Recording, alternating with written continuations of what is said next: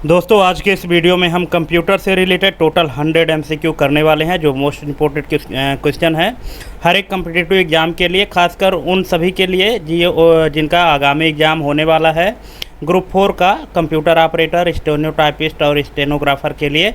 इन सभी के लिए मोस्ट इम्पोर्टेंट क्वेश्चन है और जितने भी कम्पिटिटिव एग्ज़ाम होते हैं उन सब में कंप्यूटर पूछा जाता है, तो उसी के हिसाब से हमने टोटल 100 एमसीक्यू तैयार किया है। तो इसमें आप कंप्लीट वीडियो देखिएगा और हमको कमेंट करके बताइएगा कि आपको हमारा क्वेश्चन कैसा लगा। यहाँ स्क्रीन में पहला क्वेश्चन दिख रहा है, कंप्यूटर का जनक किसे माना जाता है? Bill Gates, Charles Babbage, Tim Berners-Lee या स्टीव जॉब्स को? तो इसका राइट आंसर हो जाएगा चार्ल्स बेबेज, जो एक अंग्रेज गणितज्ञ थे जिनका नाम था चार्ल्स बेबेज। उनको जो है तो कंप्यूटर का जनक कहा जाता है। नेक्स्ट है, पहली पीढ़ी के कंप्यूटरों में मुख्य इलेक्ट्रॉनिक घटक क्या था? Transistor, integrated circuit, vacuum tube, micro processor. तो इसका राइट आंसर हो जाएगा वैक्यूम ट्यूब। फर्स्ट पीढ़ी के जो फर्स्ट जनरेशन के कंप्यूटर थे उसमें वैक्यूम ट्यूब यूज किया जाता था प्रोसेसिंग के लिए। नेक्स्ट है, दूसरी पीढ़ी के कंप्यूटरों में वैक्यूम ट्यूब की जगह किसने ली? Integrated circuit, microprocessor, transistor या आर्टिफिशियल इंटेलिजेंस। तो इसका राइट आंसर हो जाएगा ट्रांजिस्टर। फर्स्ट जनरेशन में वैक्यूम ट्यूब, सेकेंड जनरेशन में ट्रांजिस्टर। और इंटीग्रेटेड सर्किट का आविष्कार किस पीढ़ी के कंप्यूटरों में हुआ था? तो ये हुआ था दोस्तों, ये तीसरी पीढ़ी के कंप्यूटर में हुआ था। ऑप्शन नंबर सी इसका करेक्ट आंसर हो जाएगा। नेक्स्ट है, माइक्रो प्रोसेसर आधारित कंप्यूटर किस पीढ़ी के हैं? दूसरी, तीसरी, चौथी या पाँचवीं? तो ये है दोस्तों चौथी पीढ़ी के कंप्यूटर में माइक्रो प्रोसेसर यूज किया गया था और जो आज तक हम लोग यूज करते आ रहे हैं माइक्रो प्रोसेसर।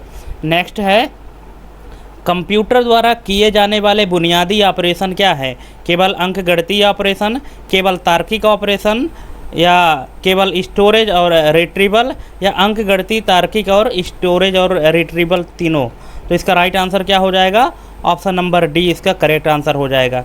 ठीक है। नेक्स्ट क्वेश्चन है, कंप्यूटर सिस्टम का कौन सा भाग मस्तिष्क कहलाता है?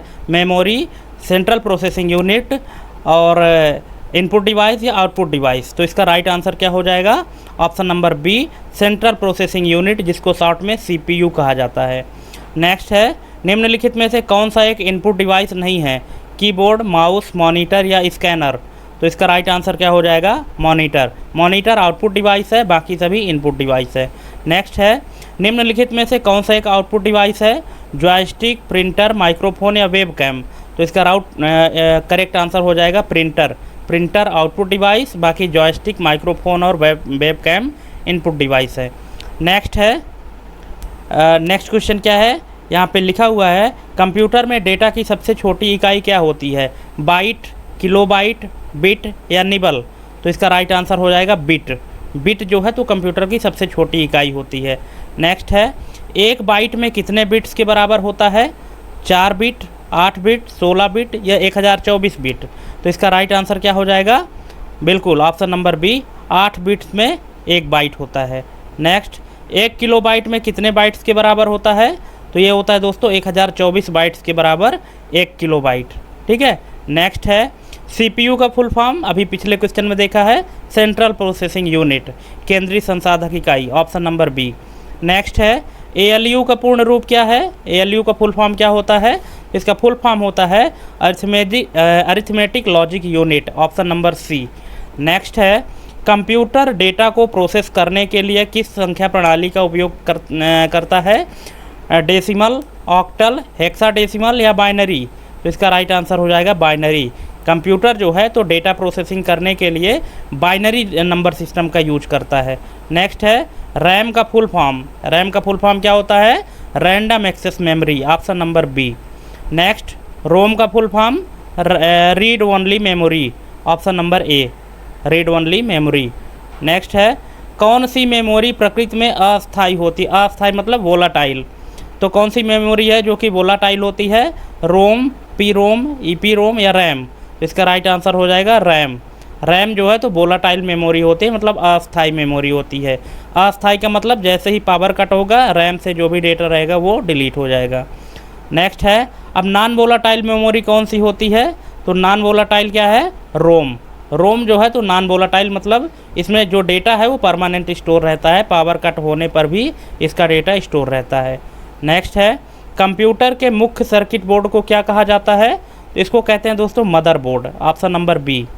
नेक्स्ट है यूएसबी का फुल फॉर्म क्या होता है, तो इसका फुल फॉर्म होता है universal serial bus, option number A. Next है सुपर कंप्यूटर का उपयोग किस मुख्य रूप से किस लिए किया जाता है, तो सुपर कंप्यूटर का यूज मौसम पूर्वानुमान और वैज्ञानिक अनुसंधान के लिए किया जाता है। नेक्स्ट है पहला व्यावसायिक रूप से उपलब्ध कंप्यूटर कौन सा था, एनियक, एडसेक, यूनिवैक फर्स्ट या IBM 701, तो इसका राइट आंसर हो जाएगा option number C, UNIVAC first. Next है कंप्यूटर साक्षरता दिवस कब मनाया जाता है, तो ये मनाया जाता है दोस्तों 2 दिसंबर को, 2 दिसंबर को, ऑप्शन नंबर बी इसका करेक्ट आंसर हो जाएगा।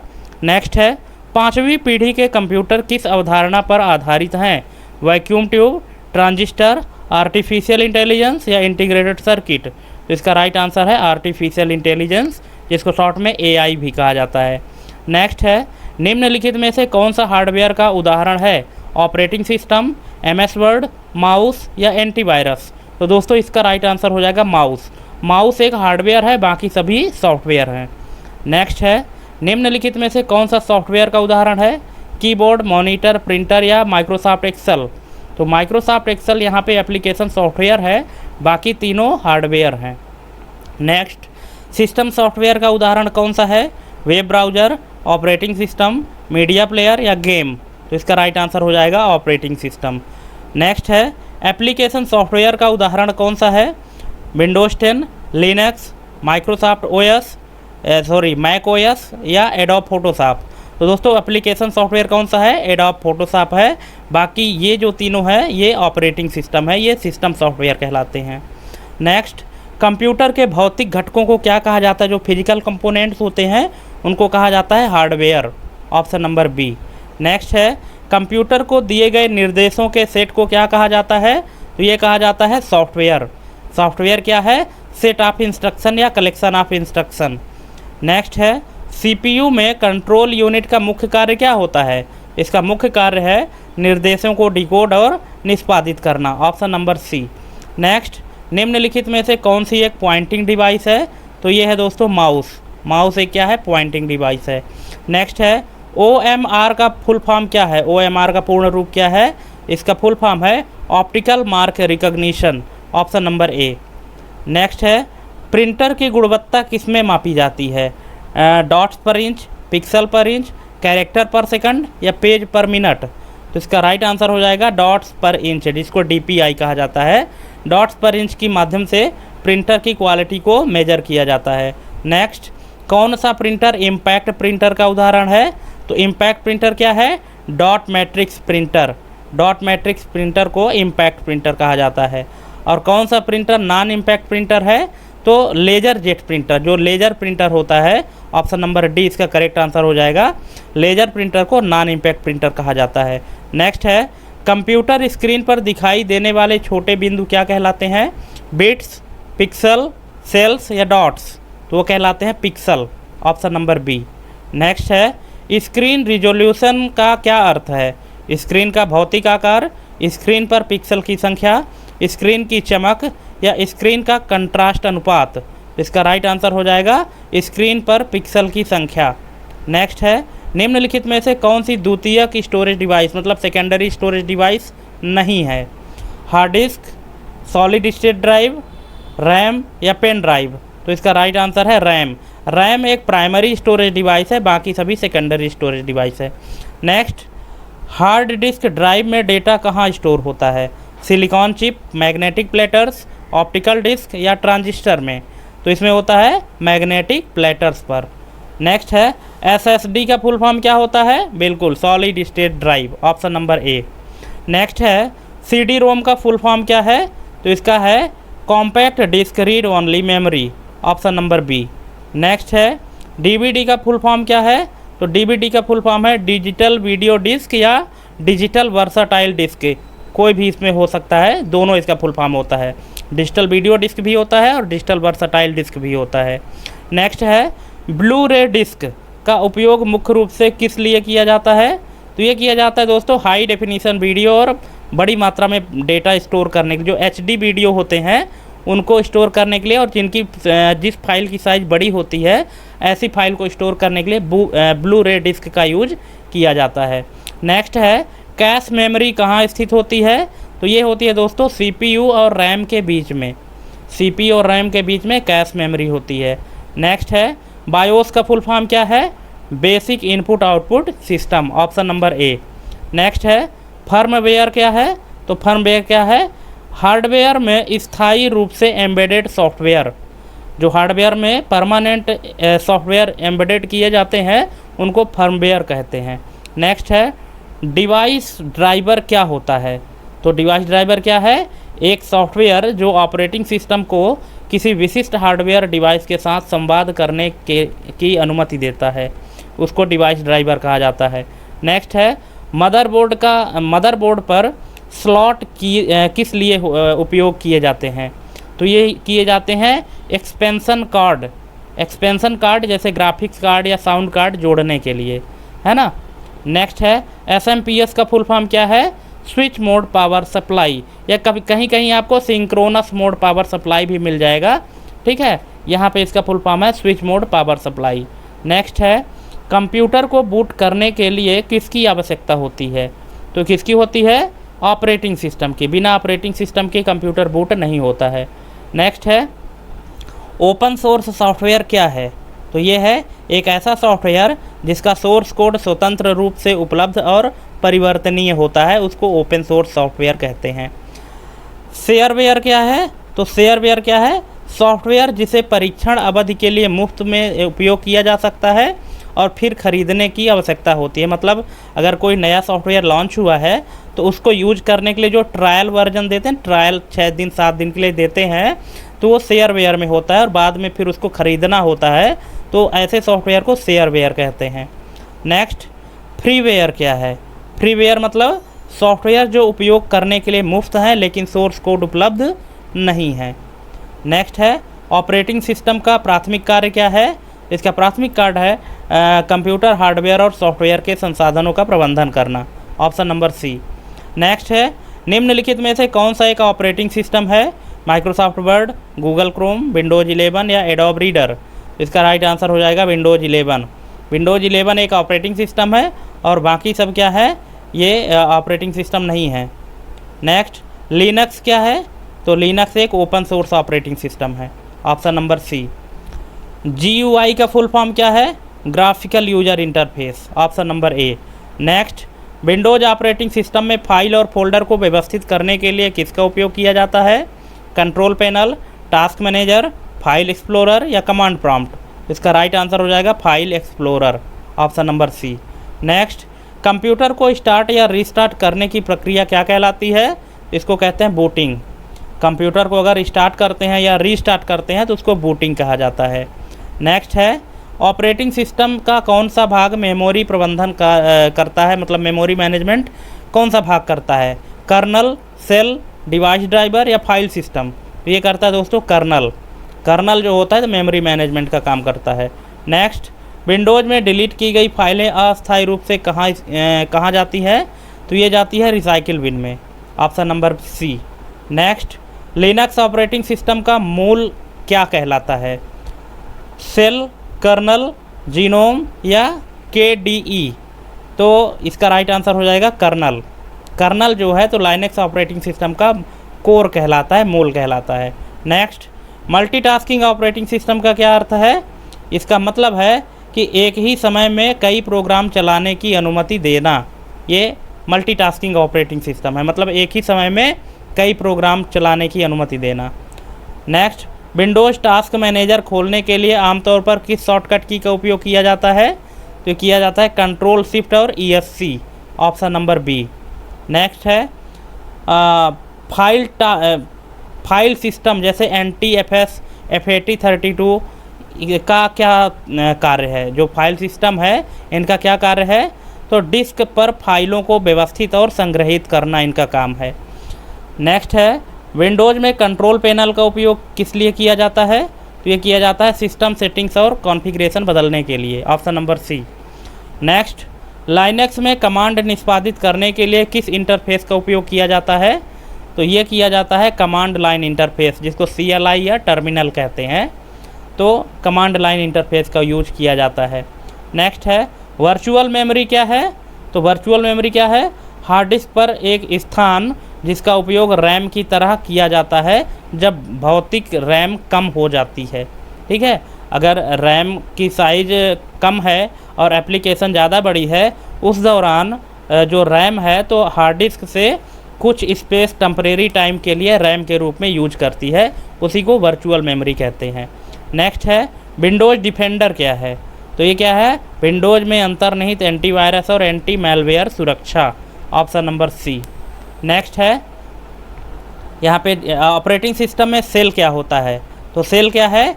एक यूजर इंटरफेस जो उपयोगकर्ताओं को ऑपरेटिंग सिस्टम के साथ इंटरैक्ट करने की अनुमति देता है, उसको कहते हैं ऑपरेटिंग सिस्टम सेल। नेक्स्ट है एंड्रॉयड क्या है? Desktop operating system, mobile operating system, एक वेब सर्वर या एक प्रोग्रामिंग भाषा? तो दोस्तों एंड्रॉयड जो है तो एक मोबाइल ऑपरेटिंग सिस्टम है। जिस तरह से कंप्यूटर के लिए विंडोज़ ऑपरेटिंग सिस्टम है ना, उसी तरह से मोबाइल के लिए एंड्रॉयड ऑपरेटिंग सिस्टम है। नेक्स्ट है iOS किस कंपनी का मोबाइल ऑपरेटिंग सिस्टम है? तो ये है दोस्तों एप्पल का। ठीक है, एप्पल का जो ऑपरेटिंग सिस्टम है वो उसका नाम है iOS। ठीक है। नेक्स्ट है एक फाइल एक्सटेंशन क्या इंगित करता है? जैसे .docx हो गया, .xlsx हो गया, .jpg है, ये क्या इंगित करता है?